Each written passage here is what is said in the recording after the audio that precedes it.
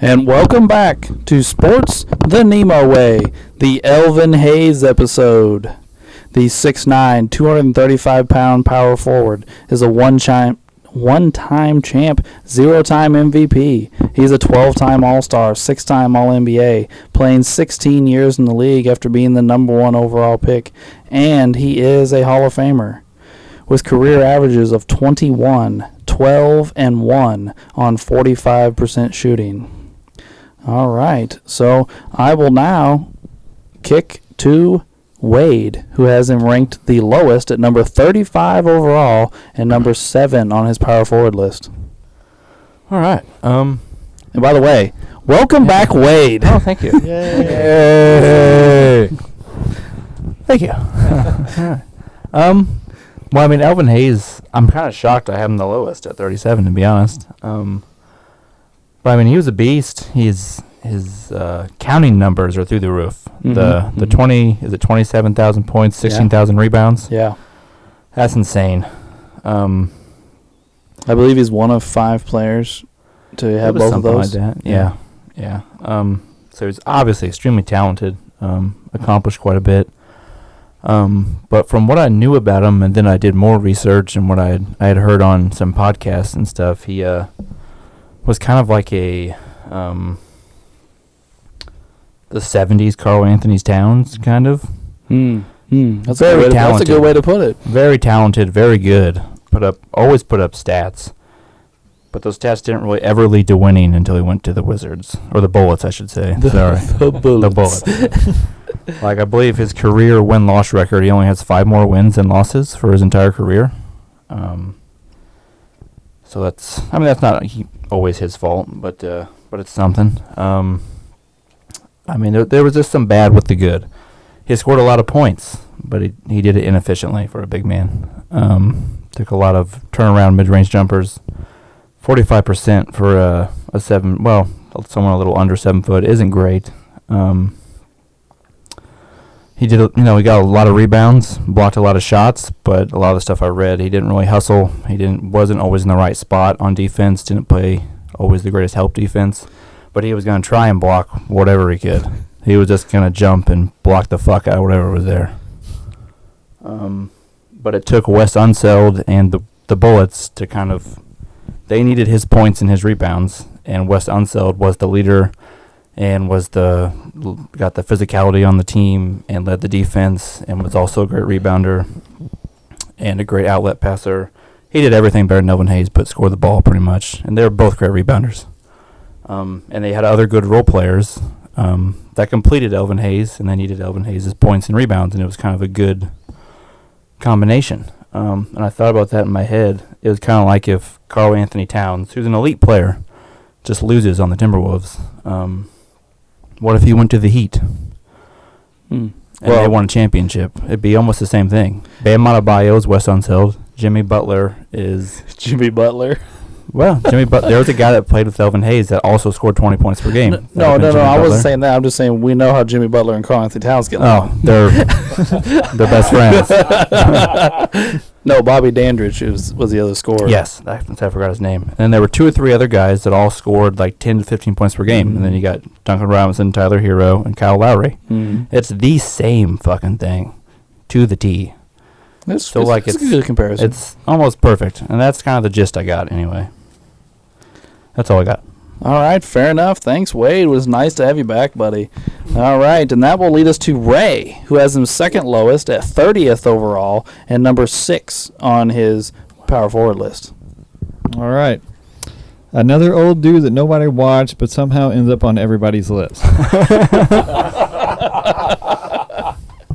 And our ongoing struggle to compare eras and players within these eras. I go to YouTube because I have to watch these guys play. I can't just look at the stats, because if I look at the stats, there could be an argument with the titles for Robert Orr to be on this list, but since I'm not a total mental patient, that's obviously did not happen. It was also tough because there's like one watchable video on YouTube for this guy, and that's kind of tough for a guy like me to judge, because you can show me the numbers all day, but if I can't see where the numbers come from, that's rough. That is kind of a confusing statement, so here's an example. It says his rebound average is 12.5. He also had a season where he had an average of 18.1. So I need to use the tape to see exactly how he got it done. Was it because every other player on his team was subpar? Was he missing a lot of shots and chasing down his own rebounds? Or was he just killing people on the defensive end? So that's how my mindset works, and that's why I kind of need to watch the tape. From what I've seen, very athletic, could run the floor, bang in the post, decent enough mid-range jumper for a big man. But when you have a guy that is averaging almost 20 rebounds with a monstrous point average of almost 30, you just have to put a guy like him on the list. So I guess that's why he's on mine. Fair enough, right? Fair enough. Well, that will kick to me, who has him slightly higher at 24 overall and number 7 on his power forward list. Well, I would say the most important thing I found out about Elvin Hayes during my research was over his 16-year career, he only missed 9 games and never played less than 80 games in a season. Yeah. That's hella impressive. I don't think I know anybody ever to have something like never play less than 80 games in a season. 16 years. That's crazy. Yeah. But I also learned a ton of crazy things about Elvin Hayes I didn't know. And I will say Elvin Hayes might be one of those players on the list I knew the least about. I knew he was really good, and like Wade said, his counting stats are out of this world. But then I started reading all these articles, and it was crazy. So I'm going to read some things.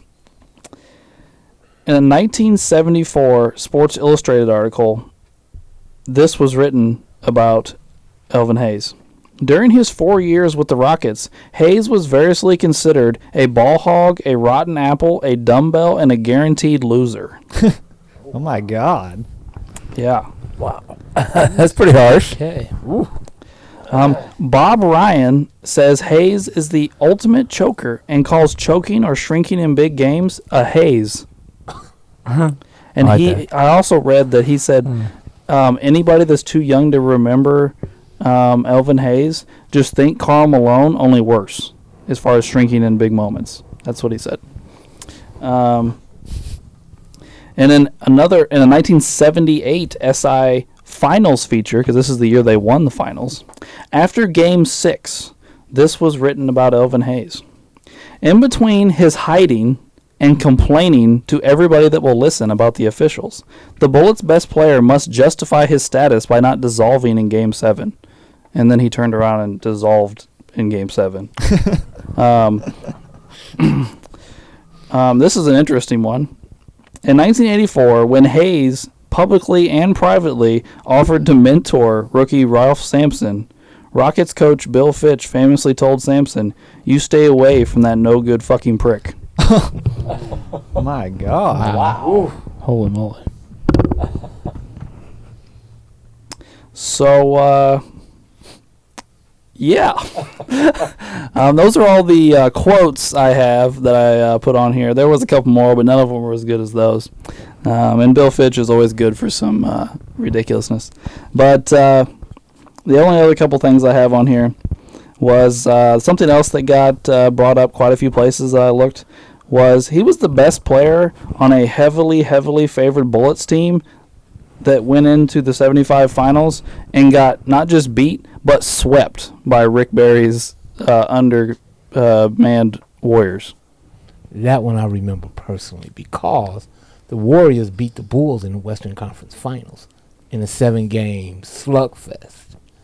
And I just knew, everybody just knew Washington was about to wax the floor with these guys. And they led, they had a lead going into the fourth quarter, all 4 games, and lost.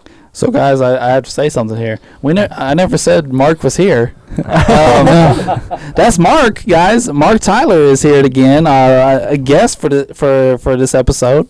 So, welcome, Mark. Thank you. Surprise. So we have 2 old guys this episode to talk about an old guy. But yeah, and then I looked at the box scores from that series, and Rick Barry got no help in that series. Rick Barry led the team in scoring, and Then the next leading scorer was, now I'm losing my train of Keith Wilkes, maybe? Yeah, Wilkes, but he only averaged 11 points a game. Yeah. And Rick Barry led the team in assists and was second in rebounds. Like, he just came in and beat the Bullets by himself, essentially. Anyway, and not only did he lose that series, but his points, rebounds, and field goal percentage were all well below his season average during that series. I'm talking Hayes, not Barry. Then, in 1978, when he finally did win a title with the Bullets, as Wade mentioned earlier,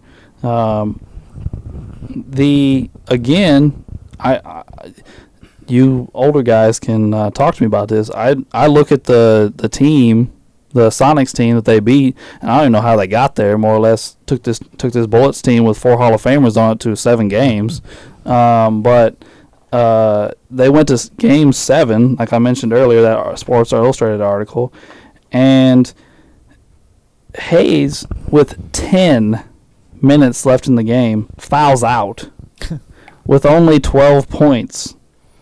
Wow. And they go on to win anyway. And in the entire series, 7 games, he only scored 19 points in fourth quarters. 7 games with the fourth quarters, he scored 19 points. You mean combined the whole? Combined the whole series.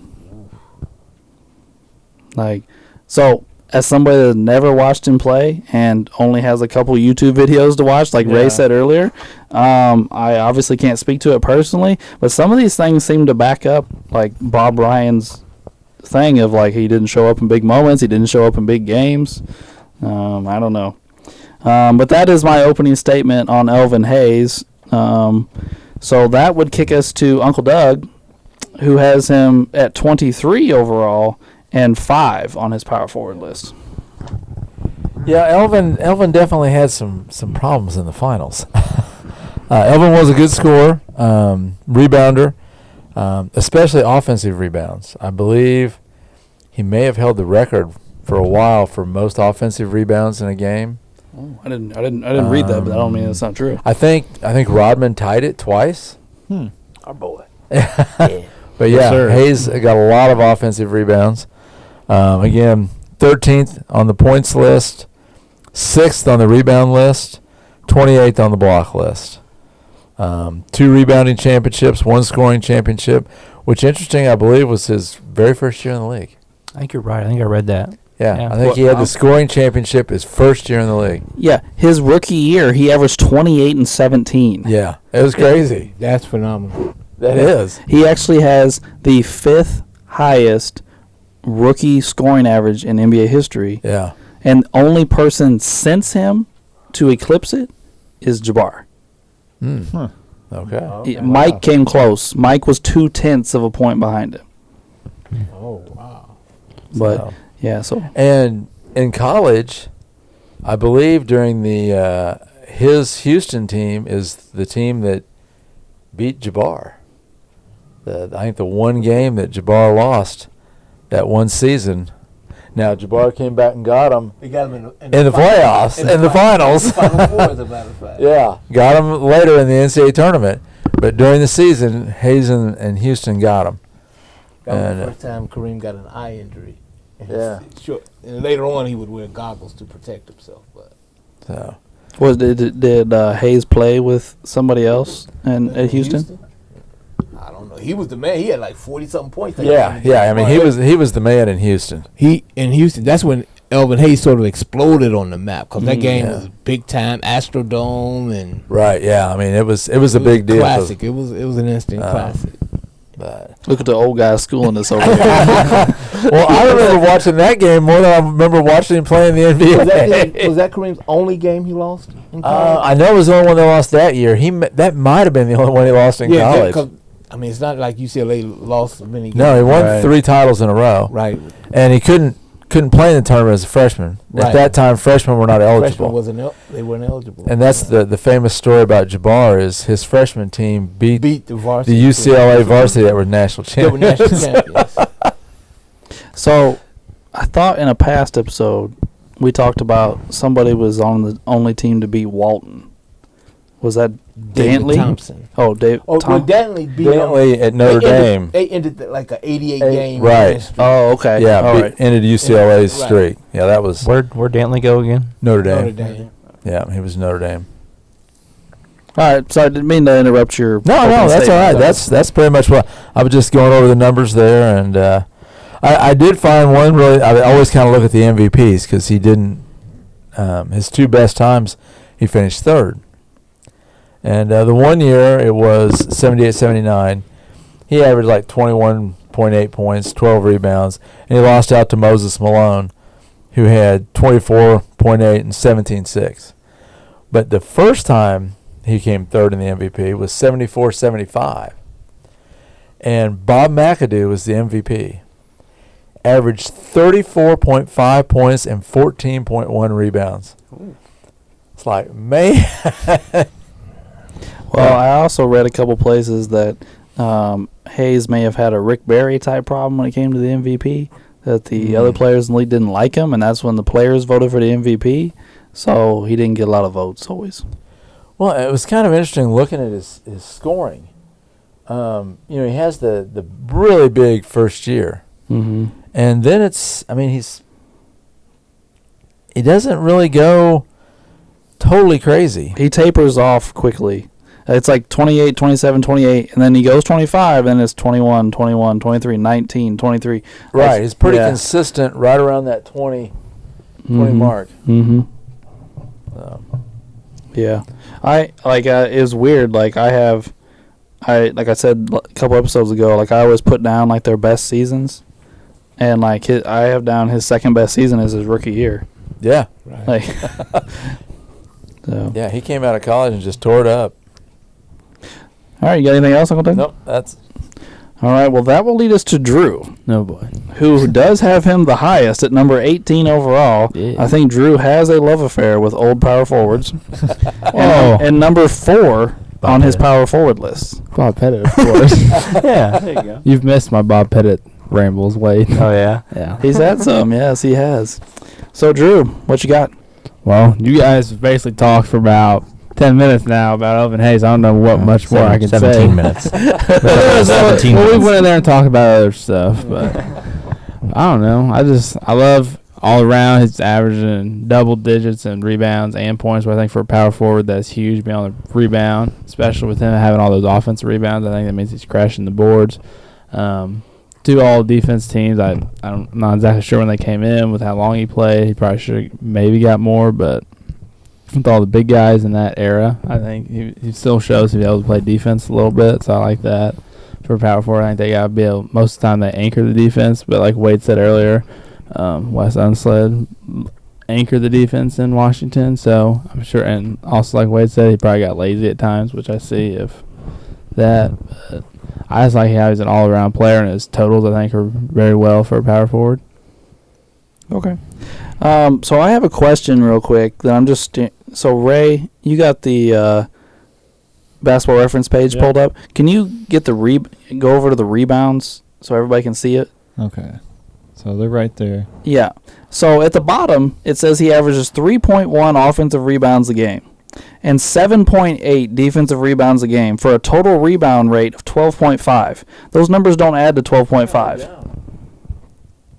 Huh. Well, I mean, they're not really accurate either because you're missing about 4 seasons, too. Well, they should still... All the numbers should still add up on the years they count. Well, I mean, that's true, but I mean... Yeah, I mean, like, that should be, what, 11 or 10-9? 11... Yeah, you're about a couple tenths off on the total rebound. Well, maybe on the total rebounds, since they counted all they those. Counted all they're the taking seasons. all the... Yeah, they're all those seasons. They don't break it down in defensive or offensive rebounds until about year 5 or 6. Yeah. So then they're going on from there. And his big rebounding seasons are there at the beginning that don't count. So then his total offensive rebounds and defensive rebounds are the averages are lower because it's his lower rebounding seasons. Gotcha. Yeah, I think you're right. Wait, that's a good call. Yeah. Yeah, his first 5 years in the league, they didn't divide up his rebounds. Yeah. Okay, sorry. I know that probably wasn't great podcast because you can't see what we're looking at, but yeah, they didn't add up to the numbers there, so I was just wondering about that. All right, so now I'm going to talk to Mark. Mark, you said you have Elvin Hayes, number 8 on your power forward list. That would be the lowest in the room. I guess you just want to give a little statement on Elvin Hayes? I remember the eye test. I remember the turnaround jumpers. He had a really nice turnaround jumper that was a weapon for him. Just like, though, that they were upset by the Golden State Warriors in 75, they upset the 76ers, turned around and upset the 76ers in 78 when the Sixers had Dr. J and George McGinnis, that group in the Eastern Conference Finals in 78. I didn't realize he had such a toxic person. Now that was something I didn't know anything about that. But I remember him just being just crazy on the boards. He was a rebounding machine, I guess, and this was in the days when power forwards used to rebound. They were a center's best friend back when he played. I can remember him being effective. I didn't know he had a knack for wilting in big moments. But it makes sense because that, at least I thought, that Washington team was stacked in 75. Matter of fact, I think they won 60 games, and the Celtics won 60 games because the East, in 75, the East was tough. I mean, the East, it was the Celtics, and you knew it was going to be the Celtics or the Washington Bullets, and I think Buffalo was good too. Was it with the Bucks? Wouldn't the Bucks still have been really good then? But the Bucks were in the West back in those days. Oh, okay. Yeah, you're showing my age there.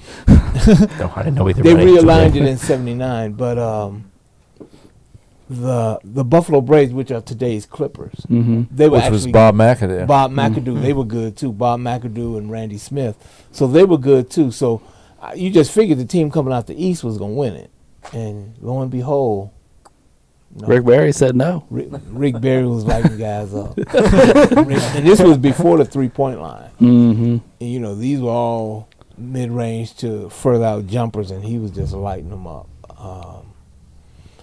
And I think I mentioned this to you. The basketball issue the next season for Sports Illustrated had a picture of the Washington Bullets walking in the locker room after Game 4, saying they still can't believe it.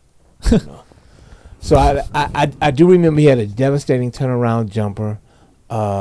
He could really light it up with his turnaround jumper, rebounding machine. But he didn't.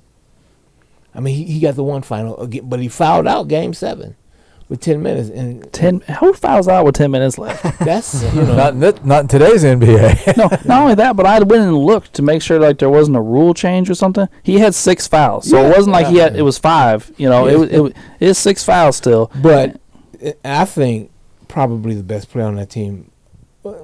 I don't know if he was the best, but Bob Dandridge was extremely effective. I read article yesterday. Well, it was a Bill Simmons thing talking about the legacy of Elvin Hayes, and he says in his article, he said that Elvin Hayes was not the best player on that championship team.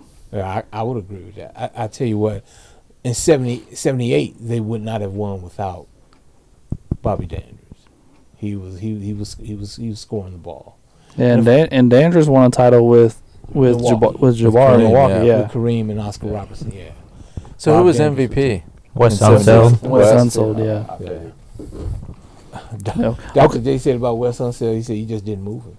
He said I read an article that Wilt Chamberlain admitted to being scared of one guy, and it was Wes Unseld. Because Wes Unseld could push him around. Yep. He was one strong man. Doc said he had to be careful about going in the hole when Wes Unseld.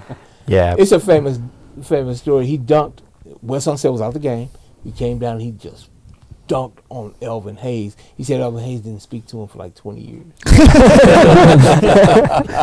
And they didn't get it resolved until the 97 All-Star game where they had the 50 greatest players. It was in Cleveland. And Dr. J went up to him and said, "Man, don't you think it's about time we got over this?" So I guess my next question to everybody, let everybody answer. Do you think Elvin Hayes could play in later eras? Yeah, I think so. Yeah, he had the Mhm. talent. Yeah. I think Yeah, he I could think play so. whenever. Yeah. I don't think he would be as effective today. It like exactly today, Right. but Just because of the spacing, or Spacing Yeah. and his style. Now, he could have been effective in the 80s and 90s because the game hadn't opened up like it Yeah. has now yet. So he still would have been effective then. I think a lot of big men would struggle now, just because Yeah. most teams don't even use centers because there's so Right, much. right. well, So Yeah. everybody's so that's spread why out. I believe like Wade that he could play in other eras. Today, if he played today, he'd be a center. That's true. Okay. He wouldn't Yeah. play power forward. They'd just play him at center. I mean, He could be DeAndre Ayton. I think he could do everything DeAndre Ayton does, in my Yeah. opinion. See, to me, he wasn't as athletic as DeAndre Ayton. Really? DeAndre Ayton is athletic. I mean, Well, I DeAndre watched him more than I did. so- Ayton is I mean, like last night I was watching him switch on to Curry and stay in front of Curry out on the perimeter. Right. Elvin Hayes Um, couldn't do that. He could not do Now I that. will say, watching a lot of these old videos, you know, certain guys you're just like looking at it like, I didn't look at that Hayes videos like that at all. I watched him catch alley oops on a video and dunk them. Yeah. So you know I watched him banging with guys down low. Now, You know, he can do that.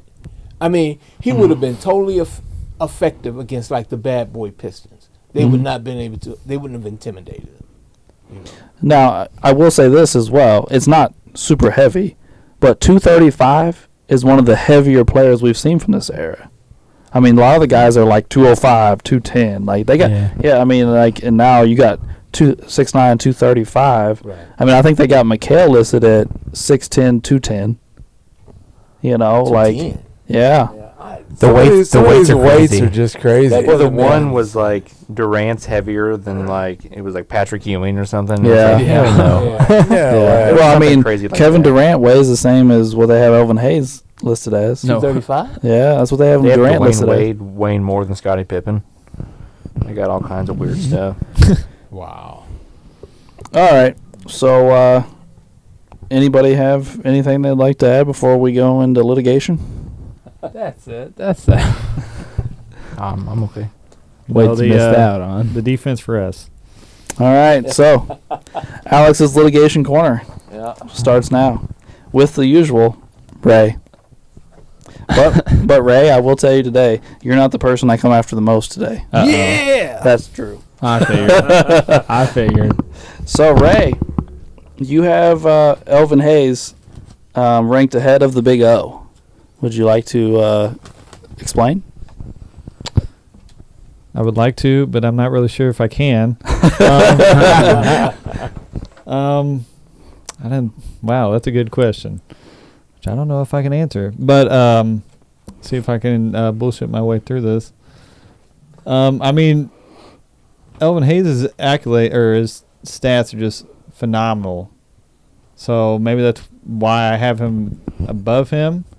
And this week, the title really doesn't matter. I mean, it doesn't really matter in my arguments ever, except for like the last 2 weeks. But I mean, Don't get me fired up again, Ray. Excuse me. The Bob Cousy argument, the 6 championships got brought up a lot. but I guess I mean, the way his play was and his stats just kind of mixed together, where I just have him above Big O, and I think that's where I'm at. Okay. Now, after only one person, I'm going to switch to the other direction. Oh my God! I only get one question. Oh, no, you get more than one question. Oh, okay. I'm just going the opposite way now. All right. Why do you have Steve Nash ranked ahead of Elvin Hayes? Well, I think Steve Nash has got a better complete skill set, and he actually, I think the MVPs kind of threw it in there, but I think Steve Nash has got more of a total complete skill set, minus, the defense a little bit, but Elvin Hayes has got, the complete power forward skill set, but Steve Nash has got more complete skill set overall, and he showed that, at least with one MVP that he won. So, Okay. Now, the obvious one, Ray. Why is Reggie higher? That's a bias.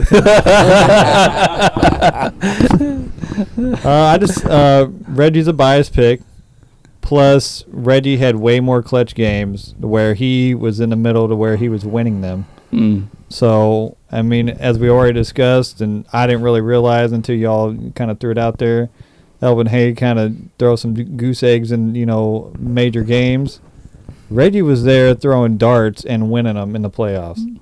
So, I mean, right there, we'll go with that. Okay, just a couple more over here, Ray. Damn. The next one, Grant Hill. Why's Grant Hill up there? I just really like Grant Hill. I like Grant Hill too. Okay, well, hold on. Don't judge me yet. I just laugh, man. But he's probably got the best skill set above Elvin Hayes. I mean, he's got a lot of shit seasons because of his injuries, and he just couldn't recover from it. But I've got to show Grant Hill some props because he was on top of his game, and he's probably got a better skill set and a better overall gameplay than probably half the list that we picked. The only reason we don't have Grant Hill on everybody's list because the stats just don't add up, and he don't have the titles that showed respect towards Grant Hill. I have the what if, Grant Hill scenario in my mind to where Grant Hill is just, if he would have continued, he would probably be in the top 10. But I got to show Grant Hill respect for what he put towards, when he played and when he wasn't injured. Okay. Well, I will say, Ray, I checked to make sure, but you do not have Charles Oakley ranked ahead of Elvin Hayes. So I'll give you props on that. Okay. My last one for you, Ray, and is why you got Ewing, Patrick Ewing. Ewing? Yeah. He was just dominant. He was just that dominant of a player. And with them clutch, well, not clutch for Ewing. I mean, he threw some duck eggs too. But, I mean, he was there competing. He might not have had the best team, but he was there, grit and grind, throwing it out. Teammate, he was a good teammate towards all his players. And, they might have lost in the finals and, shit might have went down. But, I mean, that's a grit and grind player, and I got to show Patrick Ewing props. So. Well, I will agree with you on one thing, Ray. I mean, Ewing didn't play with the caliber of teammates that Elvin Hayes did. He wasn't playing with no Wes Unselds or Bobby Dandridge or Gus Williams or anybody like that.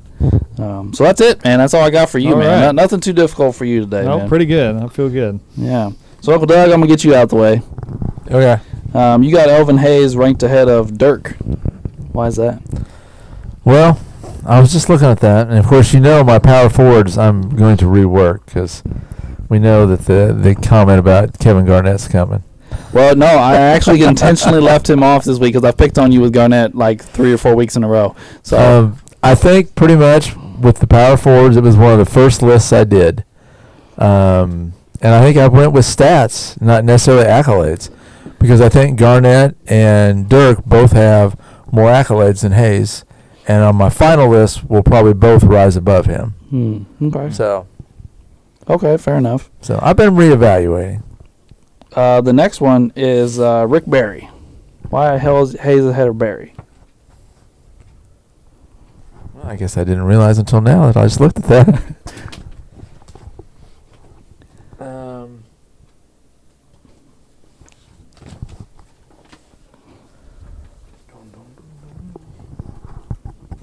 Again, probably stats. So with power forwards, I did a lot of the stats stuff. Barry's got a couple extra points, but half the rebounds. So that's probably what I was looking at. Okay. Now I'm going to go the opposite way for you, Uncle Doug. This is your last one. All right. Why do you have Pettit ranked ahead of Hayes?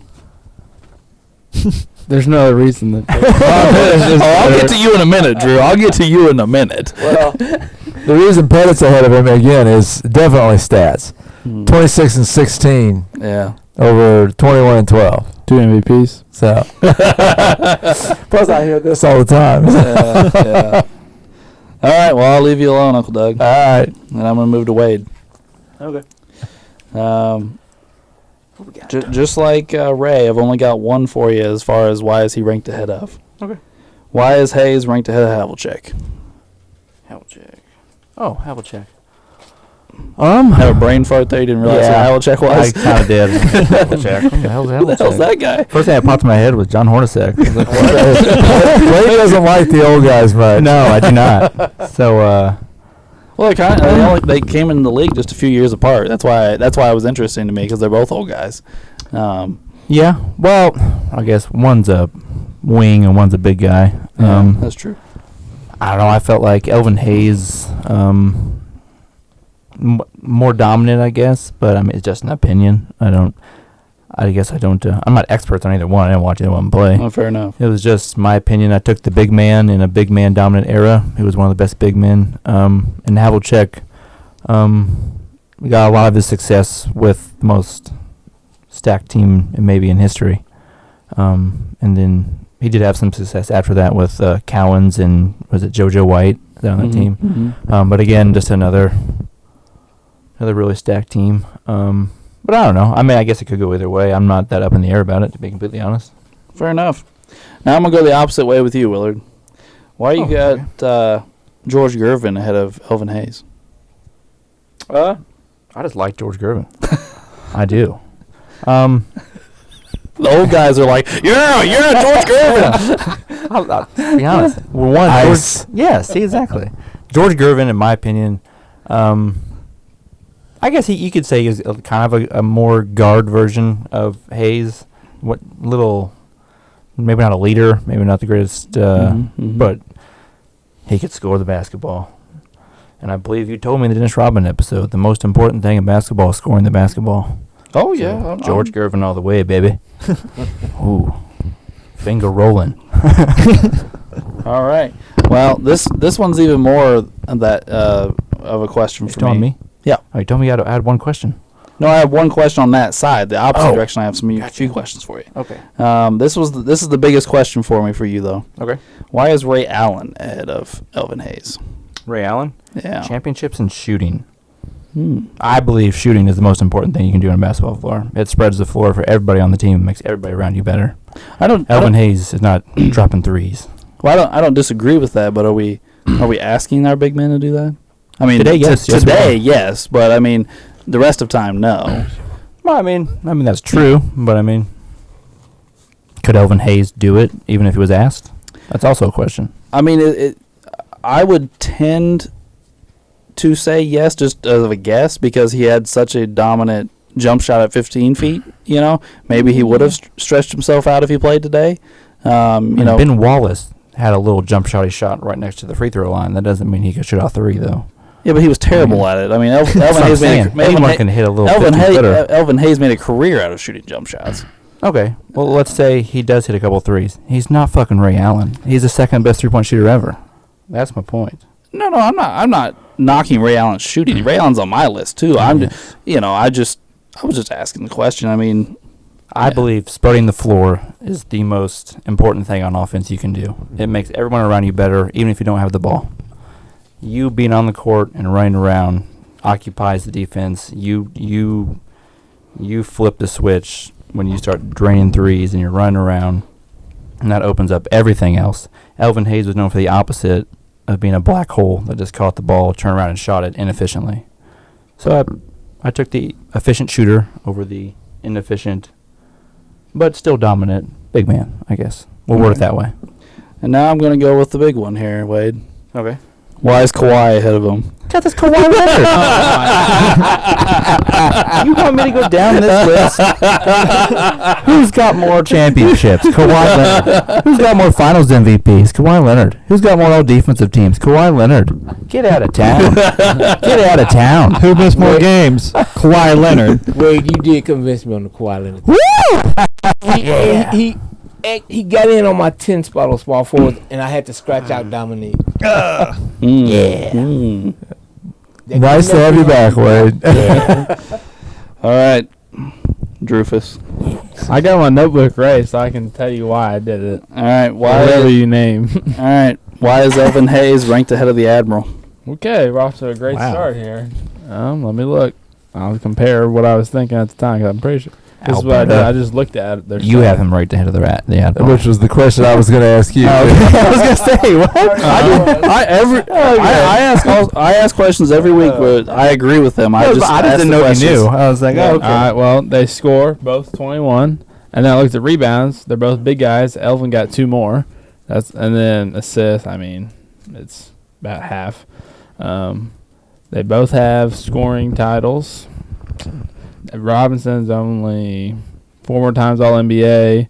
He does have an MVP, which Hayes does not. But I think Robinson, that year when he got his MVP, his team wasn't very good, was it? No, I don't believe that Spurs team was great. I feel like they were good. Were they? Yeah, the year he got MVP was the year they lost to the Rockets in the playoffs. Remember when Hakeem, that famous fake where he went up and under, you got Robinson going one way and Hakeem going the other way scoring? That's the year he got MVP, I think. All right. I mean, Dave Robinson was good, but I'm going to agree with you a little bit. I think Elvin Hayes, he was dominant. I think he could have dominated. I know Robinson played in that same, like, the dominant big guy area, but I think Elvin Hayes could have been able to done it too with some of the moves around the basket with the jump shot. I think he could have been able to done what David Robinson was able to do. I mean, they're pretty close. Accolades. I mean, Robinson didn't get his title, so he got Tim Duncan and a little bit better players on his team as well. So I think Hayes did the same thing. So I think that's why I gave it more to Hayes. Cause just a little bit more statistically, and totals were just a little bit higher than Robinson. Okay. All right, I'm gonna go back to Elvin Hayes' own position real quick. Why Hayes ahead of Barkley? Okay, let me find Barkley real quick. Has anybody else got Hayes ahead of Barkley?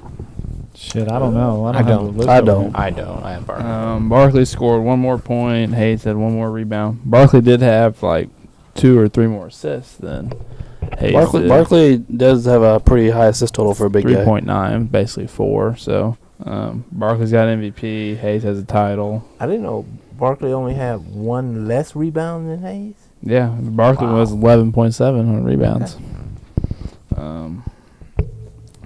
Barkley has 5 more All-NBAs. Elvin Hayes does have a scoring title. Hayes is 2-time All-Defense. Barkley does not. Hayes has 1 more All-Star, but that's... So I don't know. I think just because Hayes has a couple more accolades than what Barkley does. Barkley basically just has this 1 MVP and then All-NBAs and All-Stars for his 11 years. That's why I put Hayes ahead. Okay. Same question, only a different person, but Garnett. Okay. Let me look. I decided to go after, because I saw somebody else did it, so I was like, I'll ask him about Garnett. I said Uncle Doug That's this week. Fine. Hayes, thank you. I appreciate it. Hayes scored 4 more points, got 2.5 more rebounds, but again, Garnett had 3.7 assists. Garnett has an MVP. Hayes does not. He has quite a bit more all-star appearances, way more all-defense. He got all-defense player of the year. I think I went with stats, with him only scoring 17 and 10 compared to Hayes' 21 and 12.5. I think that's where I got that there. I think Garnett's accolades definitely outshine Hayes'. Mm-hmm. I think that's what I did for that one. All right. I only have 1 more for you, Drew. Can I take a guess? Sure. I don't know if I can guess one. Let's see here. Sure. Bill Russell. It is Bill Russell. You have Elvin Hayes ranked ahead of Bill Russell. I believe you're the only person in the room. Probably. I looked because I wanted to see if Wade did it too. I can still answer for you. I don't like Bill Russell. I don't like Bill Russell. It's just, I don't know. Here we go. He only scored 15 and 22, and Elvin Hayes was 21 and 12, which I think they did overlap a little bit, didn't they? A couple years. Yeah, it wasn't very much, but I think the thing that gets me with Bill Russell is how he didn't score that much in that era with how many possessions and how tall he was, with him and Wilt being like the only really tall guys, and that they were always up for like the MVPs. I don't know. That kind of gets me a little bit. He does have 11 titles, yes, we all know that. to Elvin Hayes' 1. I like how you just brushed that aside. Like, well, we all know he has 11 titles. Let's move on. I was thinking Alex is not gonna let that go. I had to say it because I knew someone would say it if I didn't say it. Russell is 5 MVPs, but we all know the MVPs were him and Wilt for all those years, and we've argued that on many old guys. Your boy got one. Bob Pettit got one. Bob Pettit did. He got 2, Wade. Oh, 2. I'm sorry. He got 2. But I think it's just, I think the stats better with Elvin Hayes scoring more points with. I think he played a little bit better big man area and later on era. I think I like it better, and Elvin Hayes did have good teammates, but not as good as Bill Russell did, I think. So I think that's why I put Hayes above him. So what you're saying is you could beat some of the Washington Bullets in 1-on-1 too. Is that what you're saying? I never said I could beat the Celtics. Well, I have agreed with Wade now with Bob Cousy. Bob Cousy's going down. That's right. Who was it you got on your side now? Was it Schaller? Yeah, Schaller agrees with me that Drew could beat Bob Cousy. Bob Cousy's trash. Trash. Oh, man. All right. Well, that was my last question for you, Drew. All right. Mark, what do you think of all this craziness? I think for the most part, the people who have Elvin Hayes on the lower end, I think evaluated him fairly enough. All right. On my power forward list, he's 8. I don't think. Now, I think he had a skill set that would have been effective right up through about 2005, 6, 7, before the floor started expanding. Mm-hmm. Today, like you said, he'd be a center. Now, he would be a halfway effective center. He's not going to get all the. They don't rebound like that anymore. I don't know what happened. You just don't get 18. You don't average 17 and 18 rebounds anymore. No, that does not happen. So I was a little disappointed to learn about his propensity for not showing up in big games, because he has great stats. Oh yeah, he has overwhelming stats. But in the next segment, the very thing I'm arguing is what Elvin Hayes didn't do. Mm-hmm. He didn't lead in big games. It was, I would say, and of all the episodes, we're at what, 49, 48 episodes now? Yeah, 48, I think. 48. Yeah. Elvin's 48. Of all the research I've done for these 48 episodes, this was the one where I was the biggest. I had the most surprises. Right. Where I was like, I would read something and go, "Oh shit!" Like I didn't realize that. Oh. Well, I was like, Mark, I didn't realize some of the comments that were made about Elvin Hayes. I didn't. I didn't know. Back then, you didn't have social media, and everything wasn't out there like it is now. Yes, I mean, not out there. Player spits on the sidewalk now. Everybody knows. Yeah, that's true. And back then, it wasn't necessarily that way. Mm-hmm. And he didn't play regional here. Not like he played for the Bulls. Right. Yeah. He's out on the East Coast. So I mean, Speaking of things that like the media is different, we didn't know. For instance, you're a baseball guy. I know you're a big baseball guy. Mickey Mantle for the Yankees. I didn't know he was an alcoholic until he died, and ESPN was talking. I didn't even know that. I'm like, he was a big name baseball player. How come I didn't know that? I was a baseball fan, but they didn't.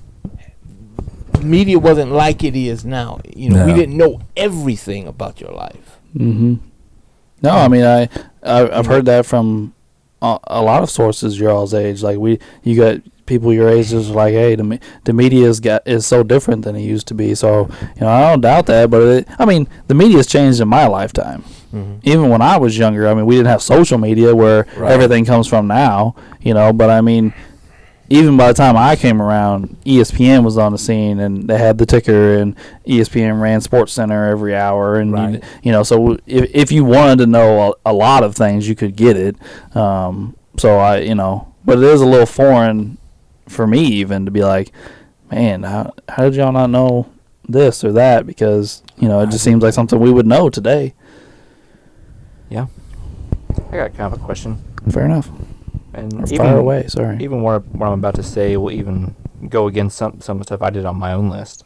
Mm-hmm. But with some of the stuff we hold against Elvin Hayes, I mean, Barkley didn't get anything done. Malone didn't get it done. McHale was never even a number one option when he won anything. I mean, there's a lot of power forwards that didn't get it done. Why are we knocking Elvin Hayes down so much for it when a bunch of them didn't get it done? Never even was in his position to get it done. Well, I mean, for me personally, I would say it's different losing and not showing up. You know what I mean? Barkley had a really, really great series against Jordan's Bulls. Jordan just had a better series. With that one, yeah, I agree. But Malone, we have discussed it. Malone did lay eggs in big moments for a lot of his career. Mm-hmm. But he also accomplished more than Barkley. He got to 2 finals. Barkley got to 1.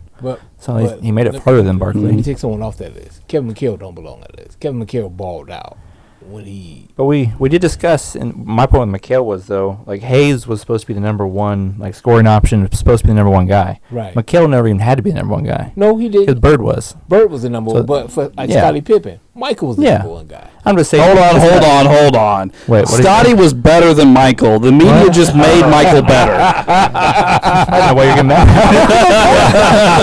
You missed this, Blade.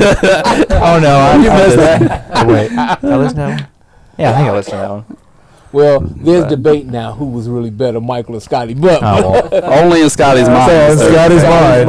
Yeah. Leave Scotty alone. He's going through a midlife crisis. He is.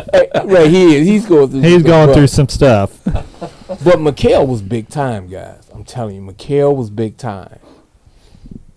And this is the eye test. I saw all those finals against the Lakers. I'm like, man, who got Kevin? I love that you two are on the same couch together. This is going to be great.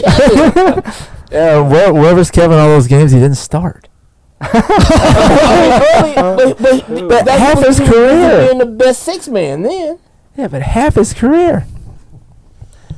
Kevin, I'm telling you, Kevin was you couldn't stop him on the block. Kevin had some good games. He did. But the Lakers won 5 and the Celtics won 3. Yeah, oh yeah. And head to head, the Lakers won 2 and the Celtics won 1. Yeah. That's why I'm not as big on Kevin. I think Kevin. I'm trying to word this right. Peak Kevin was a monster, in my opinion. That's why he made it high on my list. But I mean, what Uncle Doug said isn't wrong. He did sit the bench for over half his career. So I mean, it's probably, I don't know. To me, it's somewhere in the middle between you two. He was a beast for what, 3-4 years? He had, was it 3-4 years? Yeah, he had really some good years there. He did. And he did win 2 6-Man of the Year awards, like he said. But I don't know. My point was, it's not that he was good or bad, but it's that he was never even in the position to be the number one like Elvin Hayes was supposed to be. And then a bunch of other power forwards didn't get it done either. So it's kind of interesting just to think about. Well, I will say this, though. The year Elvin Hayes won his championship, he averaged the exact same amount of points as Bobby Dandridge. So, I don't even know. I mean, he was still averaging a nice amount of points, but I mean, in the finals? No, I mean in the season. It was like 21 and 20, I think. I was gonna say 19, but yeah, it may be. We're right there together. Yeah, like they averaged like just a few tenths of a point apart. Mm-hmm. So I was, like maybe because for him to be successful, somebody else needed to go out there and score. So you know what I'm saying. Again, this is all guesswork for me. I didn't get to watch any of this. From when I was reading, from what I kind of picked up on, Elvin Hayes was the most talented player. Wes Unseld was the most important player, and then the guy whose name I keep forgetting that you two keep talking about, Dandridge, was kind of somewhere in the middle of those two. But so I think, and Wes Unseld being he was like Mr. Bullet back then, and that's probably, some people say that's probably why he got the Finals MVP. Yeah, he only averaged like 9 or 10 points. Yeah. He averaged like 17 rebounds. Right. Yeah. Oh yeah. Well, I mean, and anchored the defense. Well, Unseld has an MVP. Yeah, like a regular season MVP. He was kind of like a Dennis Rodman that could also pass And he's a great outlet passer too. They say he was the hardest pick setter. Like everything I kept reading, he did everything exceptionally well except score the basketball. You know what? When you read things about Wes Unseld, and again, I didn't watch Wes Unseld play, but y'all know the X-Men, the Blob. Yeah. You know how he's an immovable object, and like he like has like a magnetism to the earth. Like, that's the way they describe, now they don't compare him to the Blob, but that's the way they describe Wes Unseld. When he set a pick, nobody in the league could move this man. Right. When he was on the block, nobody in the league could move this man. Like, that's the way he's described. It's like he was the Blob. Like, Juggernaut came up and tried, but he failed. They couldn't move him. He was only 6'7". Yeah. He was only short, 6'7". He was a short center, but, man. He was a tough man. He was a tough dude. Yeah. Yeah. But Hayes, in that finals, if you look at the box score, Hayes is better. Hayes like triples his points. I think their rebounds are actually close. I think they're passing. I don't remember the passing. Unseld might get him in passing. But again, even though Unseld was probably the better defender, I think Hayes gets him in blocks. So it's a tricky thing. Like the box score might point towards Hayes, but some people would tell you other things about other players. Well, from what you said, I'm sure Unseld was more popular. Yeah, that's what the article I read said. He was like Mr. Bullet. Right. Well, isn't Everybody loved Unseld a him. career bullet? Yes. I think so. Yeah. Yeah. He was the fan favorite, He and was. Hayes was He was the face of wishy-washy. the franchise, Yeah. Mm-hmm. Didn't Unseld average like 9 and 12? Was it 9 and 12? For the season or for the... No, in the finals. That's what I'm trying to look up. I have the season pulled up. I'm trying to look It's at like the... 9 points, the 12 final rebounds, series. Yeah. and then like 4 assists, something like that. Okay, so for the series... Sorry, my computer's being dumb. For the series, Unseld averaged 9 points, 11 rebounds, 4 assists. Wow. Daddy was almost right on. Wow. Yeah. Good job, Daddy. Thank you. So yeah. Yeah, I mean, all of them had decent series. I mean, Dandridge averaged 20 points, 7 rebounds, 4 assists, a steal, and a block.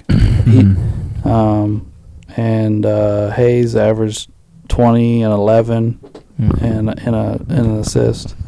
So I honestly thought Hayes scored more than that, but I'd still over twice as much as Unseld. But so yeah, I'm pretty sure that's been a debated topic for a while if Hayes should have got the Finals MVP or not. But I don't know. I wasn't there. I didn't watch it. So. Well, the other thing is, though, too, we talked about this in the Barry episode. Whether it's fans, whether it's media, whether it's players, if people don't like you, they won't vote for you.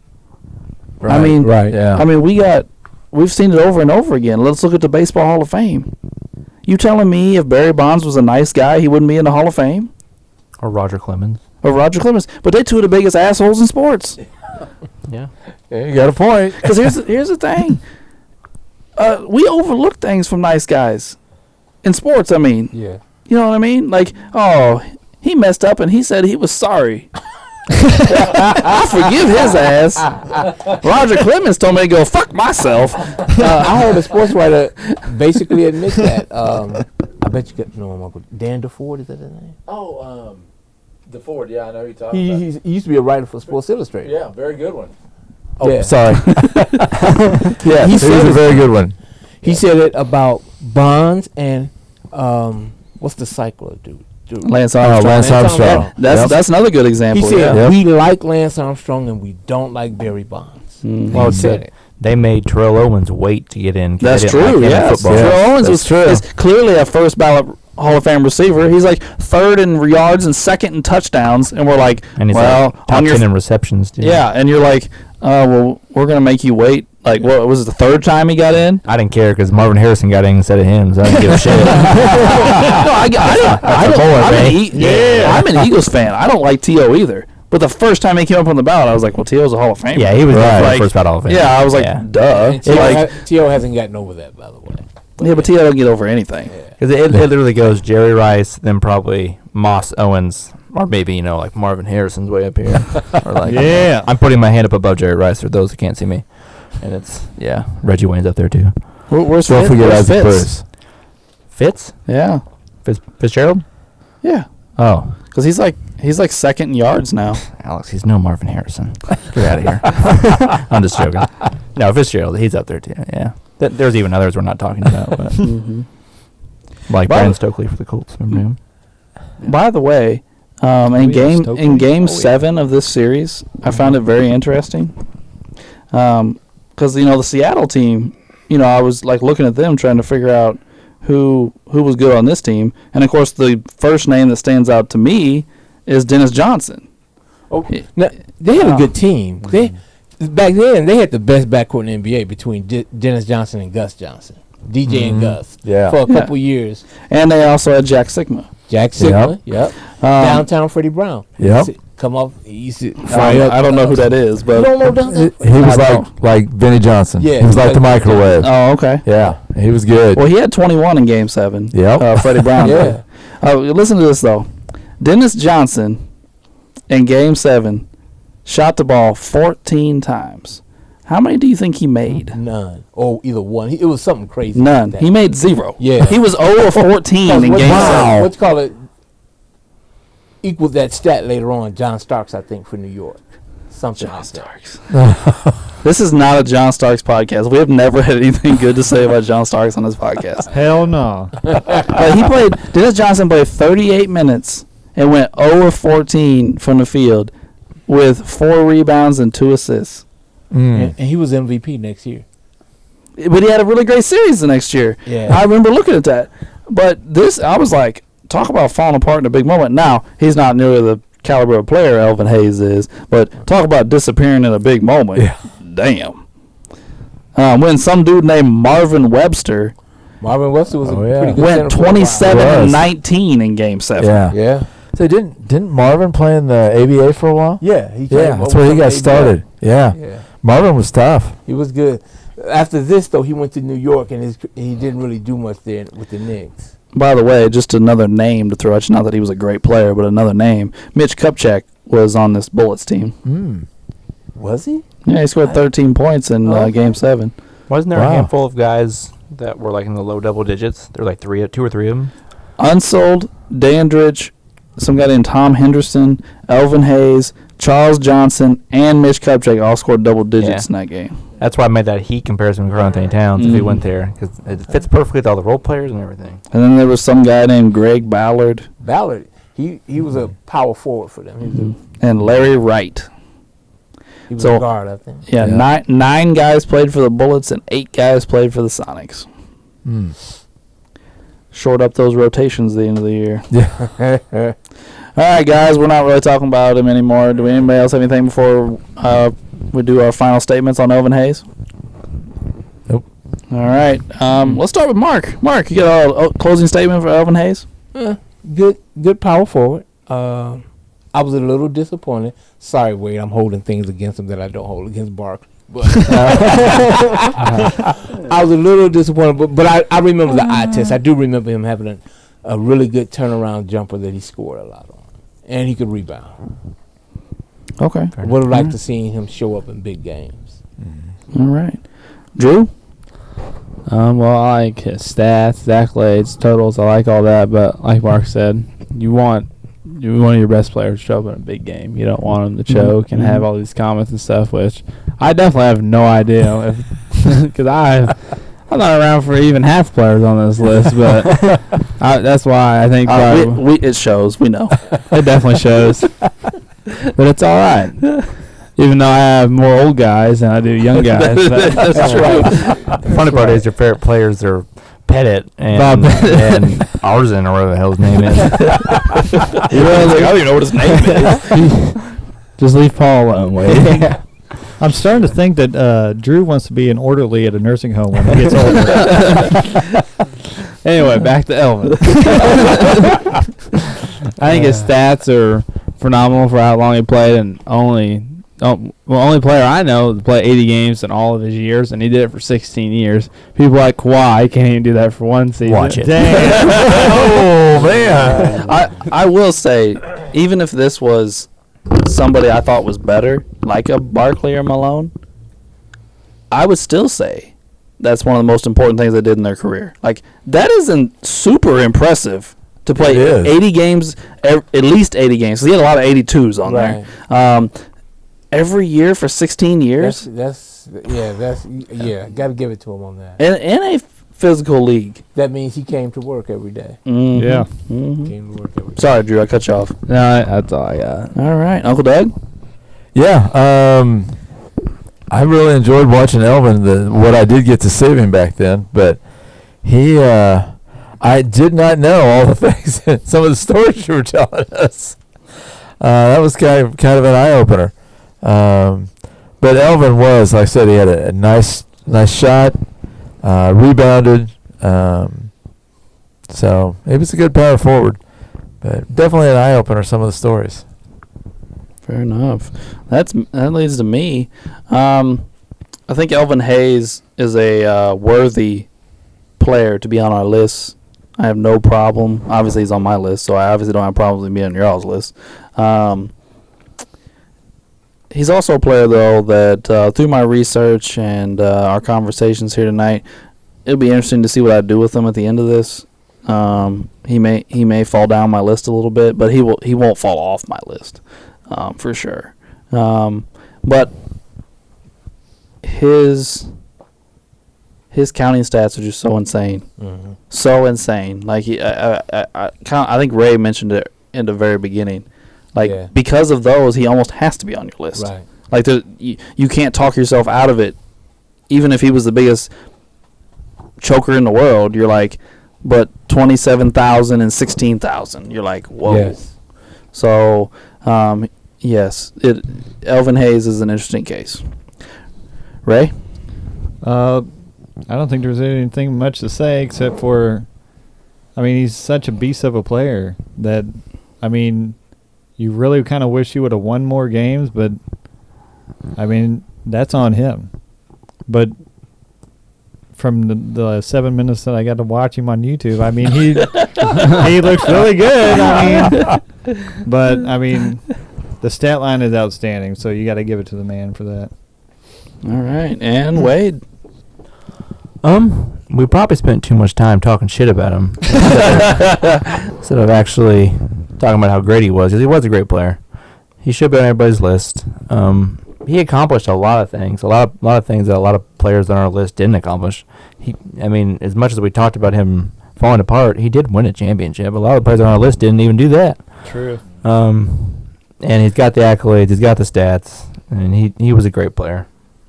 Well, I will point this out. This is something I've given credit to other players for.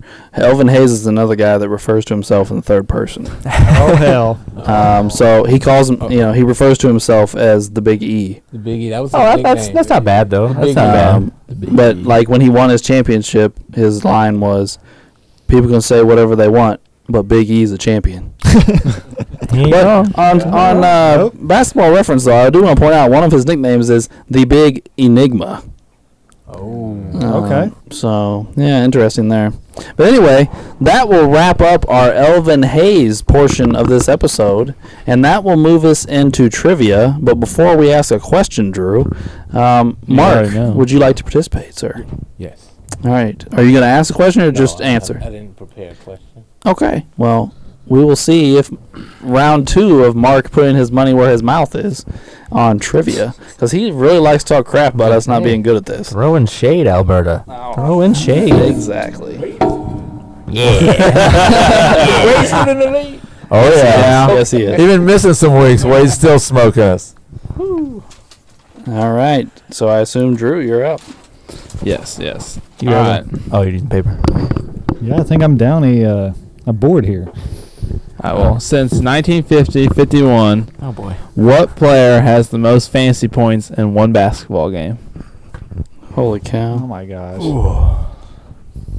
Since 50-51? Yes.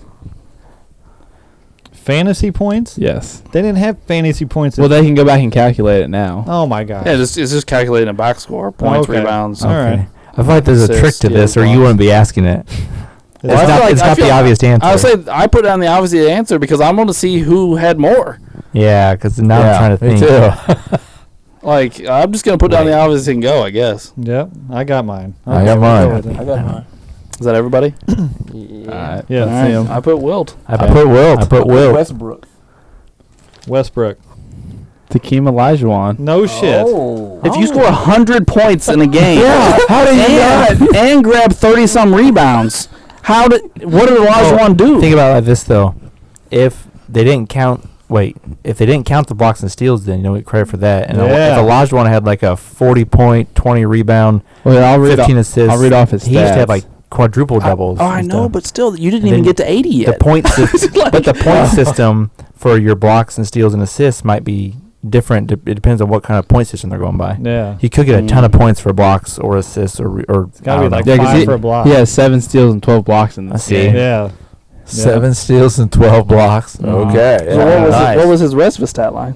He had 38, 17, 6 assists, 7 steals, and 12 blocks. Yep. That's it right there. Because Wilt has But that's not like 140.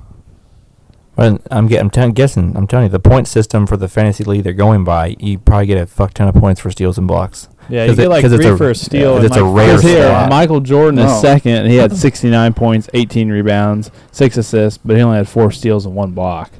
He like, Yeah, because you're only But getting he's like one. still got 69 points though. Because Yeah, you're only that's getting what- point amount, so you're only getting like how many the points are. But then you go to the steals and blocks, and you're getting like blocks for like 7 points, 5 points. No, I guess apiece. I've played in a ton of basketball leagues. I never played with one where they gave you extra points Well, for blocks yeah. and steals. Yep.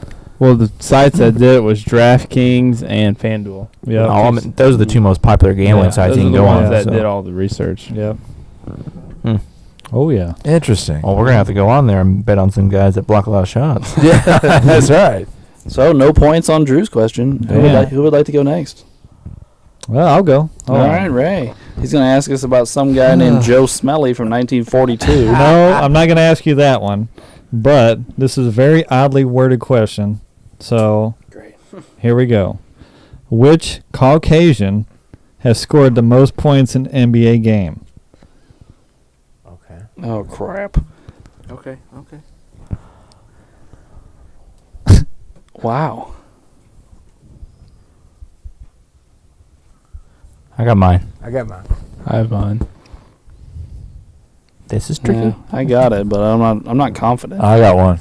So odd worded. But okay. That's everybody? Yeah. All right. I got Bird. I got have Bird. Bird. I put Jerry West. I said Maravich. Ooh, I forgot about West. Which Caucasian has scored the most points in an NBA game? It is Tom Chambers with 60. Oh my! Tom Chambers.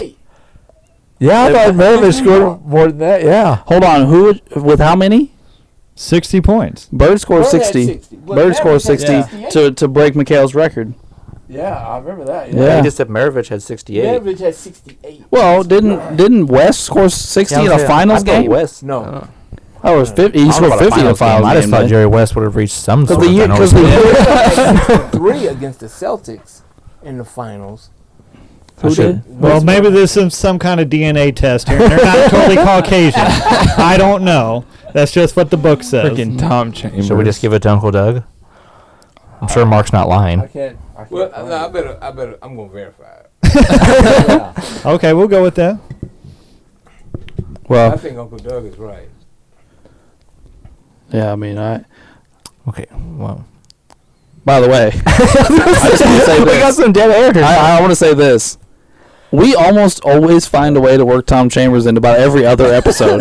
Yeah, Maravich scored 68 points against the Knicks in February of 1977. All right. Is he totally Caucasian or is he? I just want to know. Oh, I thought Maravich was Asian, personally. Oh, jeez. All right, we'll give you the.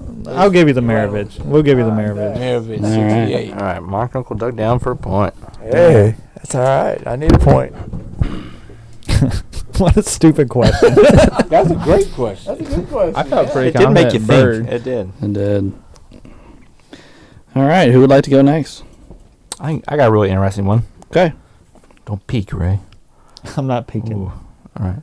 In Phoenix Suns history, who has the highest points per game average? Oh man, Yeah, I just boy. I just looked at this the other day. Is there like a I got the cap on games or played or something? I think it's usually, if you spent one. Usually it's like it's a certain website. It's usually like one season, at least one season. Okay. Oh, I'm hating life because I saw the whole 10 list and I can't remember who the one was. The whole list is quite interesting. Oh, jeez. I know who it is. I'm doing it NA because I can't think of his name. Oh, Son of a bitch. I got an answer. Okay. Although I have like 3 guys in my head where I'm like, I don't know. I'll tell you the whole list because it's pretty interesting. But Sorry. Ow. Does everybody have an answer? No. Yeah, I got it. Took a gamble here. Okay. I took a gamble. Who we got? I put Booker. Okay. See, I thought about Booker, but I put Chris Paul. I said Alvin Adams. Okay. I can't remember his name, but he was their head coach in '93. He was their player. He played for him in the '70s, '80s, but he was their head coach in '93 when they lost to the Bulls. Paul Westphal. Oh, That's yeah, my Paul guess. Westphal, yeah. Ray? NA. I went in NA. Oh. A lot of the guys you guys said are on the list. Yeah. Number 1 is Charlie Scott at almost 25 points per game. Wow. Okay. He came there. I think I read it. It was he came from the ABA, and he played there for a handful of seasons, and he made All-Star games and Did was he the eventually best go to the scorers in the Celtics? NBA. I didn't tell me this part, Charlie Scott. but it goes Charlie Scott, Barkley, Booker, Gail Goodrich, Amari Stoudemire, Stephon Marbury, Tom Chambers, Paul Westphal, Connie Hawkins, and Walter Davis. Oh, forgot about Walter Davis. So does that just leave me, guys? Great list. Oh, Uncle Doug's up? All right. All right. I'm going to follow my theme of last week with the draft. No. Okay. All right. 1968. Elvin Hayes was number 1 in the draft. Came out of the University of Houston. His buddy, Wes Unseld, was number 2 in the draft. Okay. Where did Wes go to college? Mark was writing before the question was over. Damn, I have no idea. Yeah, let me think of some university. Yeah, I'm just going to write down a state. That's all I'm going to do. I got one. I don't know. I'm not fully confident in it, but Let's go with... Did you say Waco? that's not. No, I said, what do you got? All right, I'm ready. I guess. All right, College. I got it. Is that everybody? Hold on. Oh. Okay, go ahead. All right. I put Alabama. Villanova. But Notre Dame. I put Long Island State University Tech of New York. I put Louisville. Louisville. Son of a There we go. I thought it was interesting that the guys go 1 and 2 in the draft and win an NBA title together. Yeah. Down the road, like not. Yeah. Not Yeah. right. Yeah. Interesting. All right. It was Louisville good when he was there? I don't know. I'm like 7. I would say it was the mid-'60s, so I guess I can cut you some slack on that. I read about it. Kentucky would have liked for him to come there, but they couldn't have black players in the SEC back in those days. Wow. Okay. Mark's giving us all sorts of history lessons Yeah, today. for real. I'll give him that. All right, guys, here's my question for the day. It's an interesting one. All right. There is a player this season, and this is my theme, current season, that has shot over 150 jump shots this season, and he is the worst jump shooter in the NBA. He is shooting 33% on all jumpers, 16% from three-point range, and 38% from anywhere in the mid-range. I got it. Who is this player? I got it. I'm pretty confident, too. Yep. He's on our list. I got an answer. I saw this. Yeah. Yeah. Okay. Yep. It's going to be sad. Has everybody got one? Yeah. Okay. Anthony Davis. Anthony Davis. I said Westbrook. I said Westbrook. I said Anthony Davis. It is Anthony Davis. Yeah. Oh. He's It playing. had to be one of them Lakers. That was funny. So Wade, Doug, Drew. Drew, and Ray. Yes. Ray got a point. Go Ray. Yeah. I like the pointing to the sky there. Woo! Wade comes back and we start scoring points. Yeah, there you go. He's my good luck charm. Thank you for being here. Well, it's we're both Colts fans. We're nabes. It's just All right. After this week's tallies, the scores are as follows. Ray with 19. Woo! Drew with 38. Doug with 40. Alex with 44. And Wade with 50. Wade has now extended his lead this week over myself. Wade's still in the fucking lead. yeah. So we appreciate you tuning in for our Elvin Hayes episode, and we would appreciate you tuning in next week for the highly debated bad boy Isaiah Thomas episode, which will also have Mark Tyler on it. So thanks for listening to Sports the NEMO Way.